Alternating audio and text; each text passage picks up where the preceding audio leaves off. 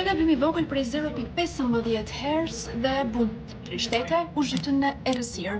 Kaos i përgjithshëm, qytete me miliona banor në duar të fatit. Todavía no tenemos información concluyente sobre los motivos de este corte. A ishte fajtor modi ekstrem, një defekt në rrjetin elektroenergjetik, apo diçka shumë më errët, një sulm kibernetik? Shkaku i vërtet? Ende në hetim, por një gjë është e sigurt, jeta moderne është më vrisht nga çka e mendojmë. Më 28 prill 2025 ndodhi e paimagjinueshmja. Ndërprerje masive e energjisë elektrike përfshi Spanjën, Portugalinë dhe një pjesë të Francës jugore, duke lënë rreth 60 milion njerëz me pak fjalë pa energji. Renfe kur rrudha kombëtare spanjolle raportoi 116 trena jashtë funksionit me rreth 30.000 pasagjerë të bllokuar në rrugë.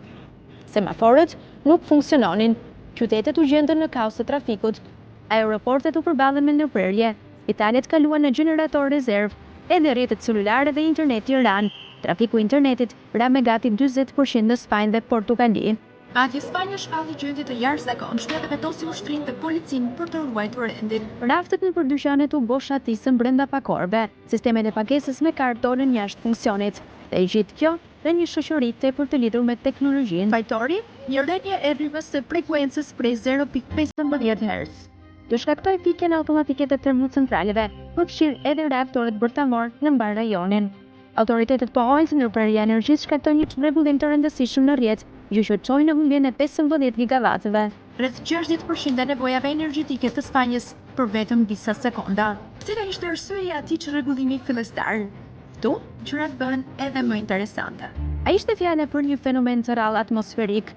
Disa ekspertë pretendojnë se ndryshimet e pazakonta të motit shkaktuan luhatjen e linjave të tensionit të lartë, duke destabilizuar rrjetin elektrik.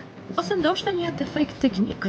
Ozërputja në prodhimin nga burimet e rinovueshme të energjisë mund të ketë shkaktuar një efekt domino pas gabimit fillestar. Madje disa dyshuan për sabotim dhe sulm kibernetik. Duke marrë parasysh mbështetjen e fortë të Spanjës për Ukrainën dhe Gazën, u shfaq frika për një goditje të mundshme digjitale, por deri tani nuk ka fakte që ta konfirmojnë këtë.